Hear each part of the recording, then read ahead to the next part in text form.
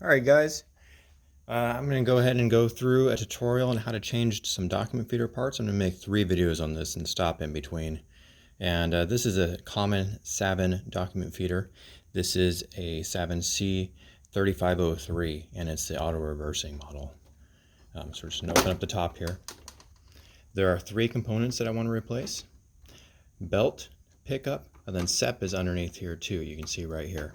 I'm going to show off the SEP in this video. First, to gain access to it, I'm going to go ahead and pull this whole unit back. It's spring-loaded on this side, so when I pull it back, it's going to release up here, and then I can lift up and pull it out. Now that piece I'm going to set aside. This is a roller we're looking to replace. They usually start out all white. This one's brown because it's already getting a little old. This is not screwed in at all. There's a couple clips on one on this side and 2 in the back.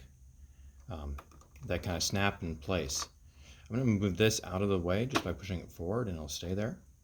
And then next I'm going to take this, I'm going to use my hands in there, and not really an easy way to do it, but if you see there's a clip here, and then I'm going to spin it around and you see there's a clip here and here, and those are just ones that you kind of push in place and then snap in.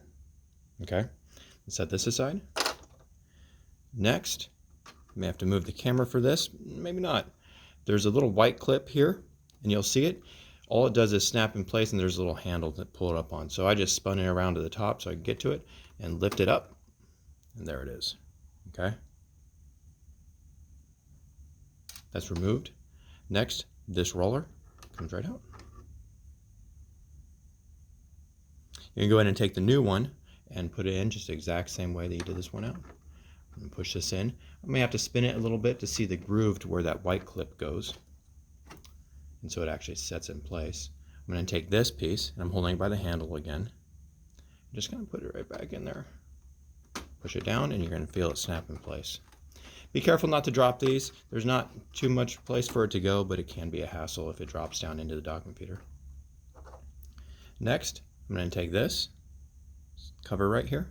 Just going to put it right back in. And there is one little tab on this side, which I'm going to put in first because it goes underneath. And see, it just goes right back in there. Next, I am going to replace this whole unit. And the way I'm doing that is I'm going to take this spring side and put it in first into the hole. And I'm then going to push on it to compress the spring. And put the other side right where it goes. And now we're back in place with hopefully that separation roller replaced. And I know you can't see the sides too much, but let me know if you have questions.